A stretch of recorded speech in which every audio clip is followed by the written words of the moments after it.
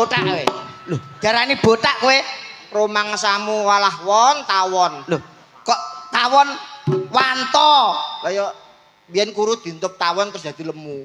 Kuwi jenenge wanto kok mbok lokne tawon lho. Rumangsane kaya Kaya iso-iso lho, nyek kowe be nyepelekno kowe.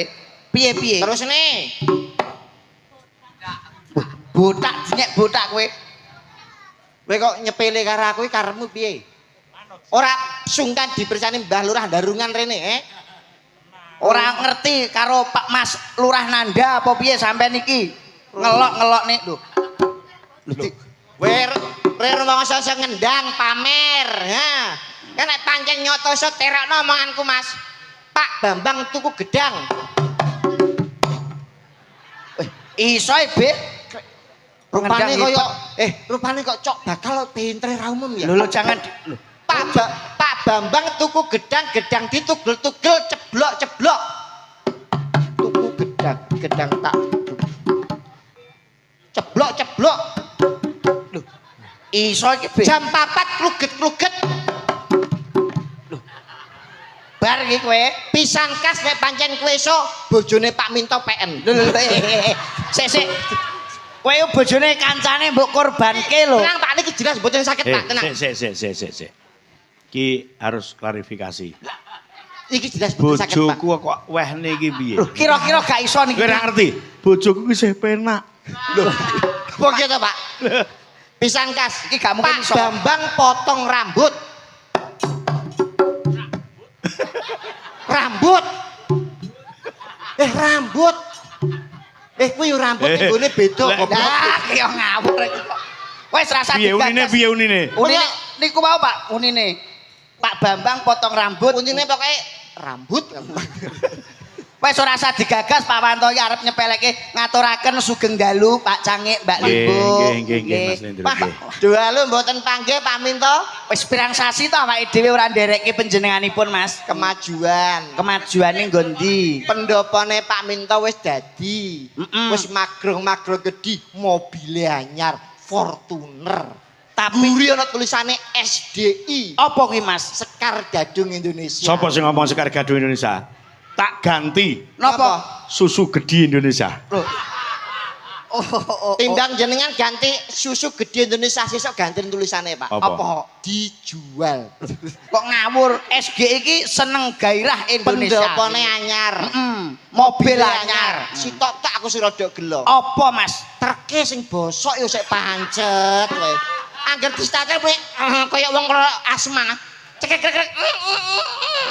Kabeh ku penuh dengan proses, tidak harus bareng-bareng toh nggih Pak Minto. Kabeh ku harus berjalan seiring Aku toh iki Mas. dipaido iki ora umum. Lah, nggih. Ora meng. Aku enek wong sugih ya ora nggumun, Wong enek wong melarat aku ya ora nggumun, Nggih. enek wong cetil ya ora meng, enek wong loman ya ora meng. Mergo aku sing nglakoni taun 2007 jeleput jan dadi kere ra turu ngomah pirang-pirang taun. Tenan kuwi busrine sampai katut Cina lho. Kowe yo ngawur iki Kak, aku ora ngerti lho iki. Wah, lu cendale Pak Minto. Nah, ding dalu. Alhamdulillah saged sowan teng ngene Darungan. Iya, Mas. Kemutan sowan teng kalih panjenengan. Ah. Sebelum corona. Nate to sowan ning kene Mas. Heeh, tapi Dalange Pak Minto, Pak Minto dagelane aku karo sapa? karo Wanto. Tapi anyuwun sewu yang ngasto wonten Darungan dereng Mas Nanda. Oh, dereng Mas Lurah, dereng Mas Lurah. Mbak Lurah sepuh sing ngasto. Wah, ngantos keuangan teng mriki, Pak. Kula teng mriki sing kula goleki namung siji. Apa? Goleki Bu Lili. Lho, lah ngopo Bu Lilik mbok Kaur golek? perencanaane awake sakmene iki lho. Sawane. Background era umum aku wis. Dadi Bu Lilik ki awake lumamu gedhi ngene iki. Lah seawet Mas, grapyak. Wah, gawe gelang iki sak lemari digawe kabeh. Krimping-krimping monggo lho Mas TV. Mesem. Iki mergo duwene ya bahagia lho ndek bojo Bu Lilik iku. Subur kabeh. Subur weh. Lho piyaine kae lho Mas, piyaine syukur kowe. Isin mesti isin. Hah? Diutang aku 5.000 urung kebayar. Lah ngopo kok duwe utang dadak duwe utang? Mergo saking senenge Mas. Hebate warga mriki Mas ketok guyub rukun nggih. Wah, saestu kok. Apa awakmu ya pirsa karo piyai kene tepang karo piyai Darungan to Mas? Nyuwun sewu manu Pak Lurah.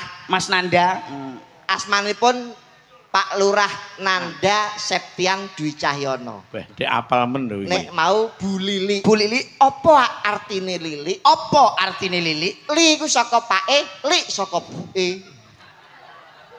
Lili kuwi li. Saka pake, Nek li saka buke. napa nggih Pak Minto? Ndak mudeng aku. Dadi buke kulino dolanan barang sing cilik metu Lili. Oh, iya. Dadi li iki saka Pak. Apal kula teng mriki, Mas. Warga Darungan ya pirsa kowe Mas. Persono. Darungan itu desa yang terdiri dari 2 dusun. Terdiri dari 4 RW, RT-ne 16, jumlah penduduknya 6.174, rondone 593. Lho sik opo. Apal aku. Ora lho. Atik kowe kaya statistik ngerti ngono lho. Saking serawunge kalau piantun mriki, Pak. Ora ngono kowe kok sensus apa tekan rondo barang kok mbok gatekke to Mas. Lah ngapa? Ketoke lehmu gak seneng rondo kok ketok nyoto. Ya ora. Aja dak sia karo rondo. Rondo kae wis ora duwe sapa-sapa, aja atine mbok gawe gelo. Yen mbok gawe gelo yen kowe ora trima, titipne ning bale desa Ben dipangan kami tuwa. Kami tuwa uping. Lho. Kowe kok ya apal to iki, Kami tuwa mriki, Pak. Niku daleme guri niku. WC-ne loro, tapi welek kabeh. Oh, pembangunane durung iki kok ngawur niku. Kula bangga lho Pak Minto. Kali panjenenganipun Mas Lurah hebate ngoten niku lho. Teksih dasar sih muda. Sik nom, Piyayine bagus. nggih mesti nggih berpengalaman dan berprestasi pendidikan jelas. Yuswane pinten, Pak? Yuswane nyuwun sewu nek mboten lepat Mas Nanda. Iki nek kula Mas Tani Mas mawon nggih. Mas Nanda, Mas Lurah kuwi kurang luwih 33 tahun. Nggih to, Pak? Lho, jenengan yuswane 33, Pak. Kok mboten ketinggal lho. Piye, Be? Kaya umure kayak sik 32, Mas. Lho. Sik to kacek setahun lho ya padha ae iki. Sak taun ora tanggapan ya bosok ya, Pak ya. Bosok. Tapi hebate kaya Mas Lurah ngoten niku lho Mbak Cangik. Hebate? Dados bapak kaya panjenenganipun bapake Mas Lurah niku bangga. Sebabe napa duwe anak dadi lurah. Mergo nek dadi lurah arep tindak, arep rapat mesti diderekke wong akeh. Ya ampun duwe anak Pak Lurah, ayo budal rapat diderekne wong akeh. Seneng bapake bangga. Sing nderekne sapa? Nderekke perangkat, ana carik, ana kami tuwa, ana modern mesti nderekke. Duwe anak dadi dalang kaya Mas Tatit, kaya Pak Minto bangga anake dadi dalang, arep munggah panggung diderekke yoga sinden nggih mboten Pak. Lah iya, Bangga, kebanggaan kok kuwi. Dadi nek duwe anak iku ditutno wong akeh niku terus bangga ngoten. Seneng to. Ya urung karuan to, Pak. Lho ya karuan to Mas. Justru nek ditutne wong akeh keluargane saya nelongso. Lho lah kok nelongso yo seneng. Seneng apa? Lho bangga ditutne wong akeh kok. Ya ora mungkin bangga. Lah kok iso? Lah nyapa mbahmu mati ditutne wong akeh ki malah sedih ora bangga. Tumon kowe wong mati ditutne wong akeh. Aduh, mbahku mati. Alhamdulillah. Ora tumon. Aku kae sedih mergo ngenteni warisan, mbahku ora duwe warisan apa-apa iki kok. Wong kok rumangsane kok. Ya konsep iki beda. Nggih, Kebanggaan dalam arti Mbah Lurah nderek minggah ditutke karo keluargane iki karena kebanggaan punya prestasi. Betul. Ya lek wong umume wong mati diderekke iki krana kan kuwi kewajibane mergo arep dipiye wae melu berbela sungkawa. Nggih, lah niki sampe nek mati ajeng budal piyambak kok mboten purun Ben budal dhewe kono. Wong ketok wong iki nyuwun sewu kaya Mas Lurah iki sebagai pemimpin hebat lho Mas. Pak Lurah iku tanggung jawabe abot, ana maju lan orane desa iki gumantung Mas Nanda. Jare sapa dadi lurah abot? Lho jareku ngono lho. Dadi lurah enteng. Lho ya abot. Lah, enteng nek ora percaya Pak Lurah iki lho. Pak Lurah. Pak Kades. Sik iki sing kok rembug iki kono apa kene? Lho, niki ngrembug dadi lurah, Pak. Jenengan Lurah. Nyuwun sewu dadi lurah niku abot napa? Abot. Halah jare sapa? Lah nek abot sampean bengi kok iso ndalang sian. Nek abot itu sampean mestine ning omah silaturahmi karo perangkat desa mikir desane supaya Lirik maju. abot ki abot tanggung jawab. Dene lek perkara gawean kuwi punya staf. Kerja bareng-bareng asal tidak ada dusta di antara kita. Lho. Asline abot napa enteng? Ya bangga abot. Alah enteng. Abot Mas saiki lho tambahane nyuwun sewu tambahan jabatan 2 tahun to 2 Pak. tahun. Iki malah sangsaya abot Mas. Ada evensi anggaran saya saka pemerintah Pak Lurah langsung terdampak. Entuk tambahan 2 tahun ini malah seneng lurahe. Abot kok seneng. Paling gak SK-ne iso mlebu bank 2 tahun kas. Kowe kurang ngerti lho. Napa nggih Mas Lurah? Nek lurah iki ra tau bengkoke sing digadekno. Lho, ya nyuwun sewu mergo Pak Lurah iki tanggung jawabe abot mergo Pak Lurah iki seorang pemimpin. Mergo manggone ngarep Pak Lurah iki cara numpak bis ngono sopir. Wargane iki ngono penumpange ana menggok lan orane, ana apik lan ora pembangunane kuwi gumantung sopire. Nah, kuwi dirungokke. Ora paham niki Pak niki. Sopir niku manggon ndi? Manggon ngarep. Lah nyapa sopir kok manggon ngarep? Lho, mergo dadi pemimpin ki manggon ngarep. Apa kabeh sopir kuwi manggon ngarep? Ya mesti. Enek sopir manggon mburi. Ora enek. Enek. Sopir apa? Sopir becak.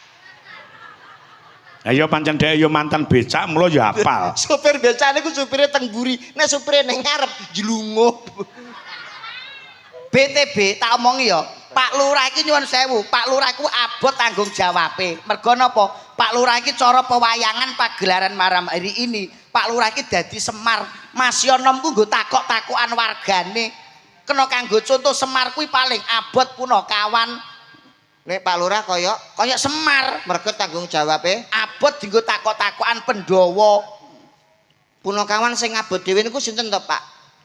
Ya jelas Semar kuwi mergo awake gedhe. Terus Ya Semar sing paling gedhe Semar. tanggung jawabe sing paling abot Tanggung jawabe sing paling abot ya tetep Semar mergo disepuhke. Dadi wong sepuh ki le bisa menehi pitutur, piwulang sing becik-becik. lah sampeyan iki pripun to, Pak? Punakawan sing tugase abot dhewe niku mboten Semar.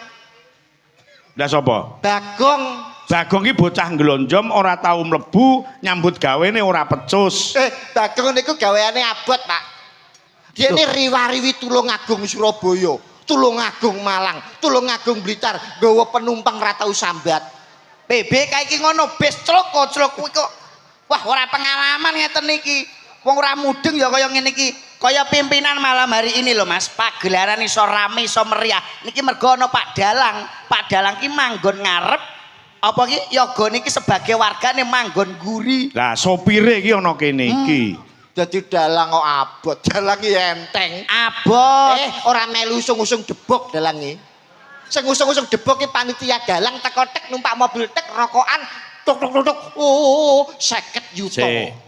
Kuwi lek usung-usung debok iki krana kewajibane ning sing dikandhake abote si dalang ki duwe tanggung jawab pementasan apik lan orane. Tur perlengkapan tata panggung apik lan orane iki gumantung iguh pritikele si dalang. Iya, mergo ora pengalaman. Ora iso. Lho, apik eleke panggung iki ora tergantung karo dalang. Ya dalang ah Mas, Tergantung karo sing jaga diesel.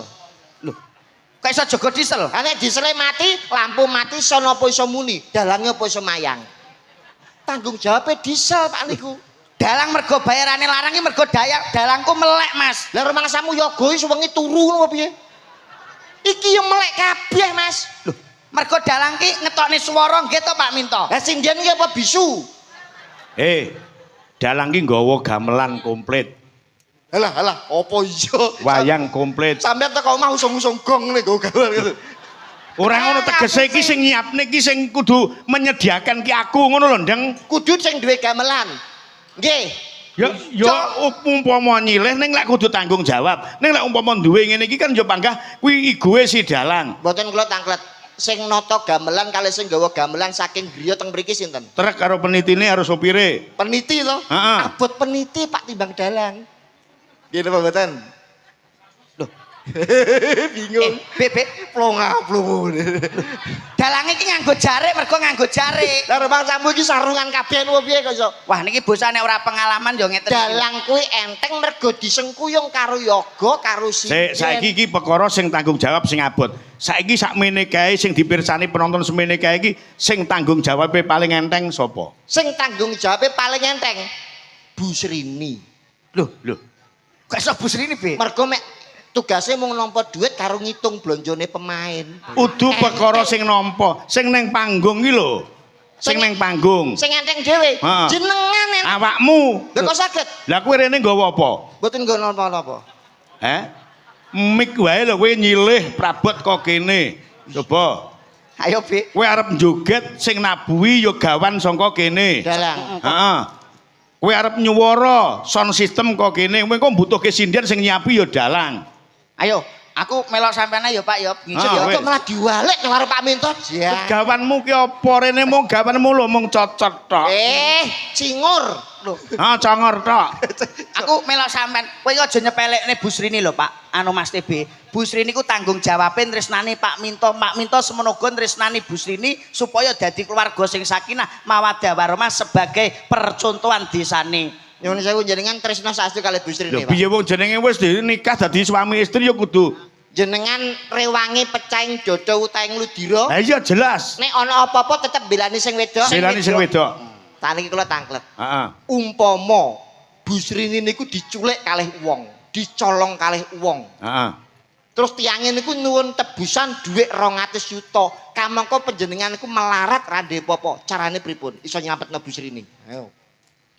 Niki Ayo iki dajal tresno tenan apa ora iki? bukti tresno niki ya Beo. Sampean Bu Srini diculik kalih wong, njaluk tebusan 200 juta. Kamangka sampean ki dhuwit ora duwe, omah ngontrak, mobil nyewa. Piye carane nyampet? Ya sing penting digoleki. Ha ora iso ketemu golek ning ndi? Wong nganggo tebusan. Wong kudu kon nebus nek kepengin ketemu. Digoleki utangan. Halah sing ape percaya sapa? Wong sampean kira ndek apa kok? Nyilih karo kanca. Ora mungkin dipercaya bungane gede. Sing iso mekar. Sik, iki padha e nyun sewu Pak, jenengan tak pales iki Pak. B, upama kowe dadi melarat rat sak ngisore wong melarat ora duwe apa-apa. Delalah bojomu kowe tanggapan diculik wong njaluk tebusan 100 juta. Piye kowe dadi wong lanang? Tak nyang no. Lho, Lah bojoku sadurunge karo rabi karo kowe 350 gelem mosok saiki njaluk 100 juta. lho. Lah kok gelem piye? Biyen iki bojomu? 350 gelem nyapa saiki jadi 100 juta. Tak nyang no. Lho, lah bojomu kok 350 biyen bojomu mantan apa? Purel. Lah niki lho. Ngene kok diomongne kula niki Lah, lho. iya. Nek mboten kalih jenengan dalu meniki mboten derek kula Pak. Nah, iki lho. Gelo kula sebagai kanca niki lho isih enten buktine Pak Minto. Kula niki nyuwun sewu nek karo TB niku tegel karo kanca Pak. Nyapa. Piye to? coba? Niki TB wingi kula rak tanggapan campur sari. Ah. Gene kula niki sik udan terus ngeten niki jenenge ketiga basah Pak. Ya ketiga basah. Bojone kula niku dinodai karo TB. Cara jenengan pripun niku? Lambe Masya sing Allah. apik lho. Pak ampun percaya, Pak. Lah kula niki lho Pak, kula buktine niki lho. Kula Sedumuk bathuk senyari bumi. nggih paribasane bojo ngoten niku. Heeh. Niki kula WA. Bojone Terus? kula malah dinodai. Kula WA ngeten. Sing ngomong dinodai sapa? Lho, aku bojoku mbok nodai. Sing ngongkon lak kowe to. Lho, lah ngokonku piye? Niki lho, kula wacane nggih. Heeh. B, aku iki tanggapan campur sari. Tulung mara omahku mergo iki arep udan. Engko dastre bojoku angkaten aja lali manuke lebokno. Lho, niku. Kula napa kliru, Pak? Kowe ku bersyukur nek kancaku tak tulung kowe ku. Tulung. Kata niki pripun jenengan dikon? Lah niki lho isih Pak buktine. Kok dituduh menodai niki apa mboten kuculuk, Pak? Ah, Sing ngongkon terus? kan dekne. Kula niku DWA. Ah. Di WA. B, aku tanggapan campur sari, tulung kowe mara ning omah mergo iki arep udan. Engko dastere bojoku angkaten aja lali manuke lebokno. Kula napa kleru? Nah, iki sing kleru penemu ki awakmu. Krana awakmu karo Slendro kan kanca akrab. Nggih. Krana dhek iki lagi nyambut gawe, njaluk tulung ning awakmu kon ngentas utawa kon ngangkat. Ora ana tulisan Loh, ngentas. kon ngangkat daster ki tegese sing arep kudanan iki angkaten ganen nang jero simpenen. Lah manuke aja lali lebokno tegese iki ning njaba ning gantangan kon lebokke ning emper. Artine ngono kuwi to? Ora Untung bojomu kok gelem. Lho. wis kocok Jangan, Pak. Alah malah padha nyancang piring ya ampun. Sik sadurunge mangan iki pundhutane lagu diaturke. Nyuwun tulung Nduk Mita karo Mbak Diah disarahke sik Mame. Iki ana pundhutan ninggal katresnan iki mau. Wah, iki cocok karo sunane tukang adang guri nyuwun ninggal katresnan, Pak. Heeh. Panci Sekar Gadung penggemare akeh kok, Mas. Katur Bapak Minto Darsono ing pagelaran kula nyuwun gending ninggal katresnan. Gending menika kula aturaken dumateng sedaya kanca ingkang saking Blitar, mugi ndadosaken sukarna ing panggalih. Ya, kaya ngapa? Racake jaman saiki kang do mirsani pagelaran kejaba mirsani lelucon Mas Andi. Nggih, Mas. Pak. Iki pancen pengin enggalo tetembangan ki diaturke. Apa meneh sindene Sekar Gadung kompak ra umum, ge energik kabeh.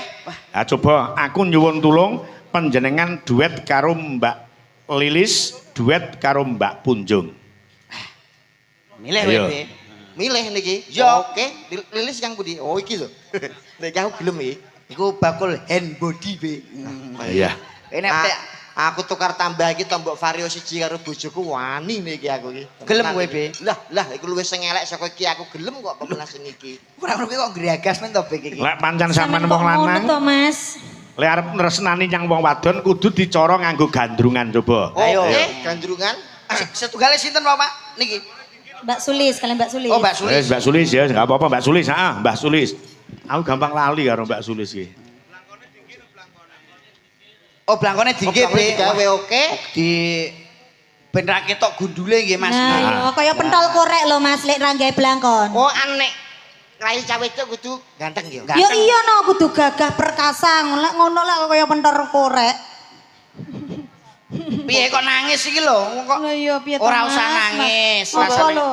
Masa aku dinyak pentol korek rapopo. katen bat. Aku dinyak mbok dielek-elek rapopo ning kebangetan siji. Lah opo? Masa blangkon dikai fresker. Iki yoga-yoga iki ngerti nek siramu iki kembung. Kembung ngono masamu tuman sirah dikeroki kene nih. Nyuwun sewu Pak Minto niki ngapa niki Mas TB gandrung nggih? Ya, Pak. Allah akeh nek. Tanda sayang lho kuwi fresh care. Sayang piye? Coba Pak. Ampun Pak. Ora Malah mah. wangi lho Mas, malah wangi kok Mas. Ora usah. Lah, akeh ning ngekeki. Lagi balsem ngono iki. Lah kowe milih dikei balsem apa dikei oli? Iki dipasne nyuwun sewu Pak Minto jumbo kalian pambutanipun Mas Nanda Pak Lurah. Heeh. Iki ngersake lakon prahmen ketoprak kala wau. Jadi mengke wonten lakone kalih gandrung disesuaikan. Wes Ira-irane apa Mas ira-irane? Sri Sri Tanjung, Pak. Niki mban dapur mban. Oh iya ya, ya. wis, heeh. Ban Mbane kemenyek ngono ya. ya niki napa niki kula minangka dadi sida paksa. Heeh. Mbak Sulis niki garwane kula Aku Sri Tanjung. Sri Tanjung Oh aku iya. Sida Paksa. Kowe iki begendong. Kok begendong ki apa begendong? Lah, Mban iki Mban.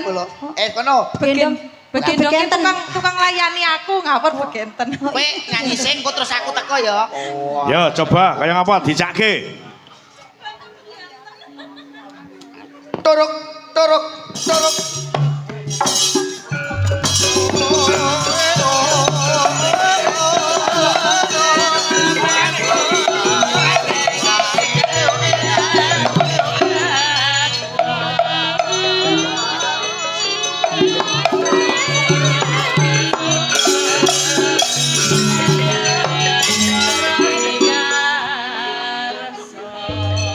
Biong Mban, Dalem-dalem Kanjeng. Wonten dawa. aja mentel-mentel tondo. Wah, iki wis kawan bayi lho Kanjeng, pripun? Ngene lho Biong Mban, wis saantara suwe Kang Mas Sido paksa kok ora kondur-kondur ya Biong Mban. Lah nggih lho, Sri Tanjung aku sing teko wong ayu. Kang Mas Sido paksa.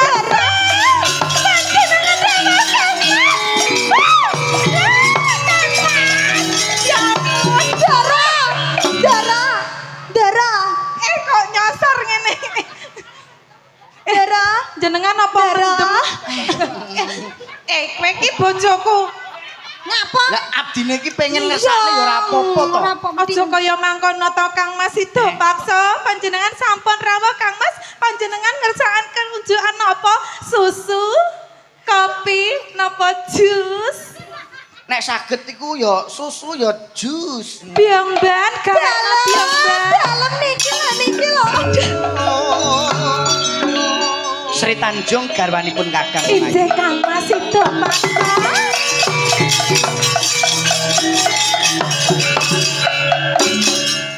Lagi wae Kakang marak suwane nggone Gustiku malah pikantuk dawuh supaya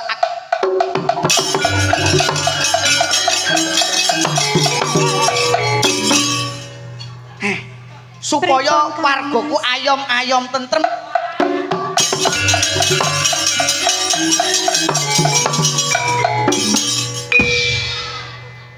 Ngapa taktok-taktok iku?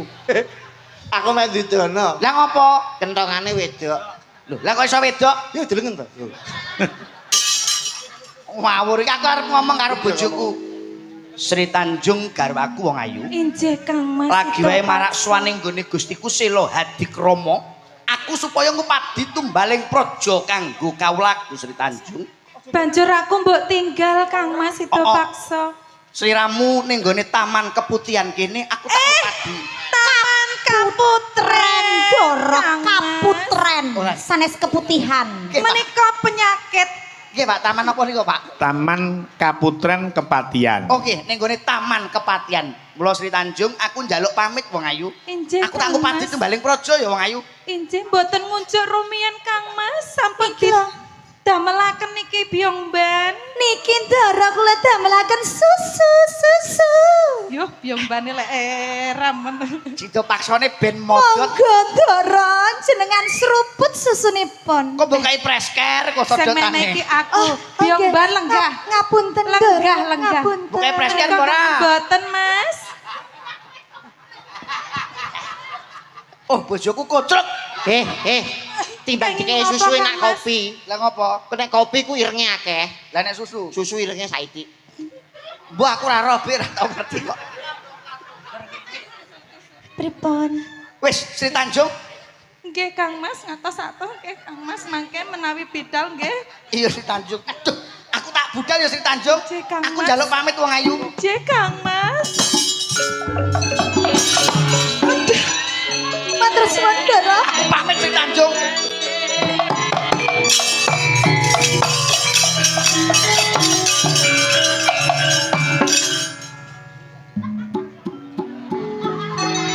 Byongban, Wonten dawuh Doro Putri. ditungakne ya Byongban muga-muga Kang Mas Ida paksa merang menang jroning perang. Inggih Doro inggih. Panjenengan sing sabar. Iya Byongban. Iki sapa Sinten? Byongban? Sinten Doro menika kados kok moncret.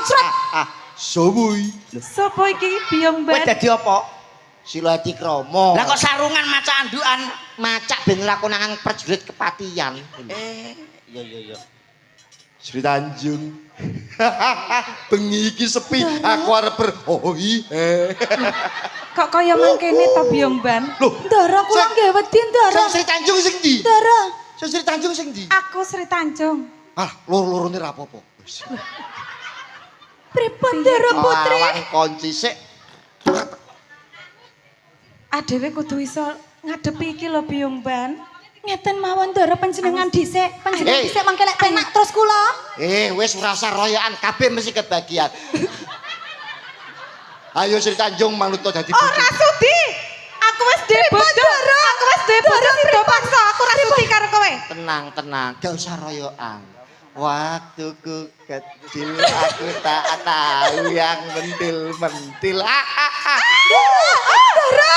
Doro pripun Doro? Oh, Jaluk turung iki lho. Tolong Mas. Baginda. Nyuwun tulung Kang Mas. jangkrik tukang keyboard iki ra entuk apa-apa semalah entuk. Kuwi ku bagianmu kuwi kene iki. Lawangnya dikunci ki mau dibuka kok adewe iso nembus lawang ya. Tanjung.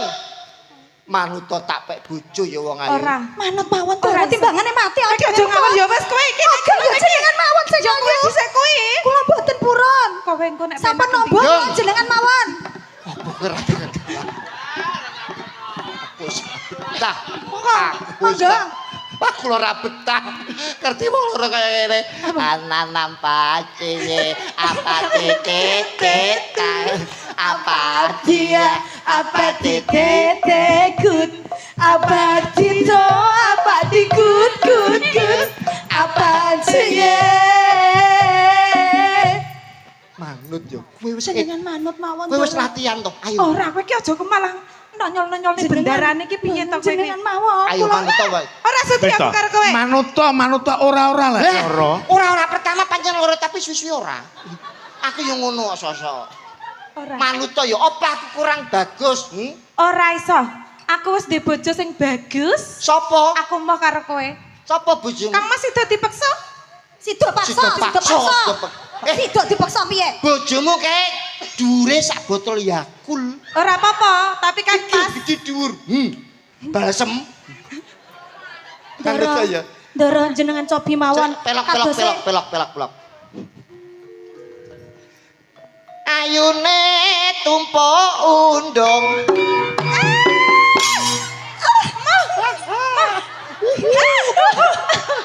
Ayo segi.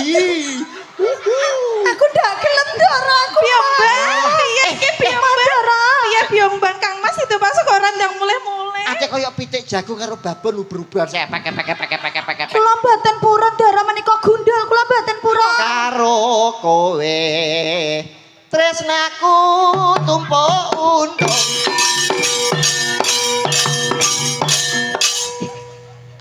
Loh, sok. Bu Lili, ampun Bu Lili. Ah, Bu Lili lu goneng kene. Manut karo aku ya wong ayu.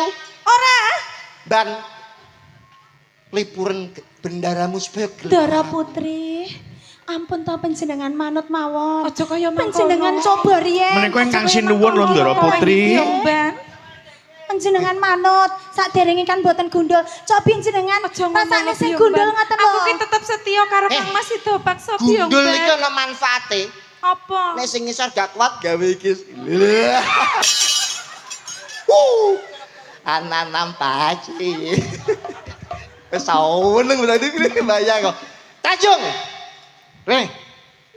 Yen to tak gawe kanthi cara alus kowe ra gelem, apa kowe kudu tak rada paripeksa ning papan kene? Ora iso. Ora bakal ana sing bakal tetulung karo kowe. Apa mbok kira aku wedi karo kowe? Celukno wadya bolomu aku. Wadya bolomu ate kabeh ayo.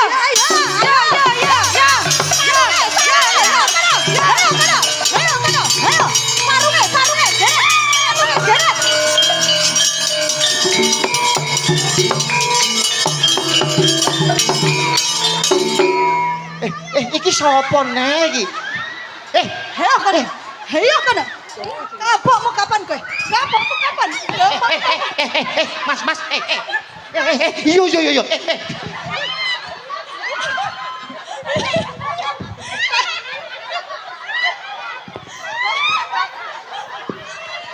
Iki lho sapa? Apa mbok kira aku wedi karo kowe? Aku dewa Dyabala. Apa ora wani-wani karo daraku? Wani karo aku. Yo, jangkrik jebol pisan kathok. Kowe iku lho sapa? Ayo kapokmu kapan apa ora? Wis. Wes. Lah kene. Lah kene diombeni sik, diombeni. Lah kene diombeni be sakne lho. Wah, kowe lho sing lho dikromo ya yak-yakan ngene iki lho kok. Jangkrik banyu kayak balsem. Kowe ku langsung kena ke lambung be. Ayah Nanda. Tolong ayah. Sapa? Ayah Nanda. Tolong.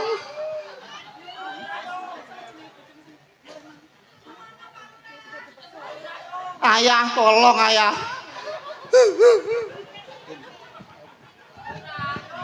Kang Mas itu paksa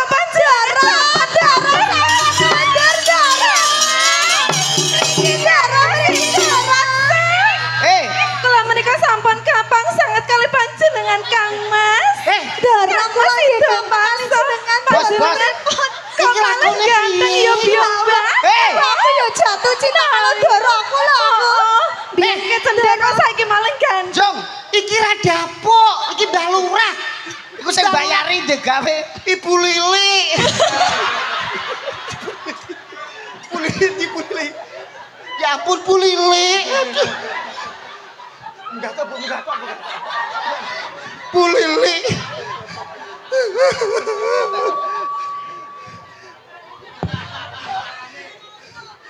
Salah orang lho Mbak Yu, salah orang. Ibu. Wah, iki ibuku kaya Sondoro. Sehat kuwi. Oh ngawur akeh kok. Bu Lili, tolong. Tolong Bu Lili.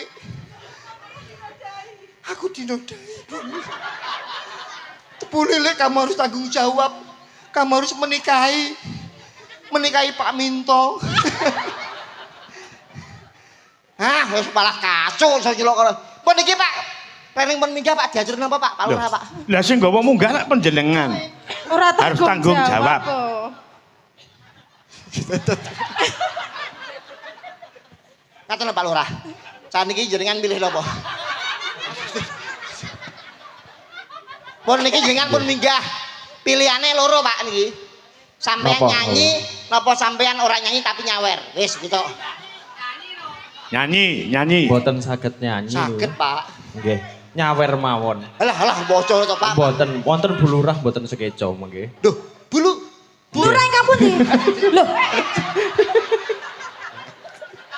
Mas, Mos aku yo kire mbok tane di sikilku. Nembang Pak. Lah Bu Lili mungkin ngersake tembang napa? Bu Lilik mawon ingkang nembang. Nah, nggih. Bu Lili kersanipun radi man. Oh Pak Lurah, permintaan lagu napa Pak Lurah? Lho, nggih niki Nah, saking niki warga. pamundhute Saking warga warga, ya, masyarakat panjenengan, Mas. Napa kali Ibu diaturi Request mawon, request mawon. Oh, request. Nggih. lagunipun menapa? Lho kok ngebleng, mboten ngebleng wah. Be ngene Bu Lili malah ngebleng, Be. Wis, napa dices mawon niki? Napa Mas? Request napa Mas? Hah? Ayang-ayang Pak. Duh, gede dawa. Sapa kok kaya nggone maratuwa. Tak peluruti. Tak pijenti. Ngawur iki ra roe. Nggih, ayang-ayang nggih Pak Lurah nggih. Mboten saged. Pun. Niki sing nyanyi Mbak Nggih, nggih, Paranggono. Mbak Nah. mawon. Ya, iki pundhutane Nggih. Bapak Kades Bu Lilik ngersake tembang.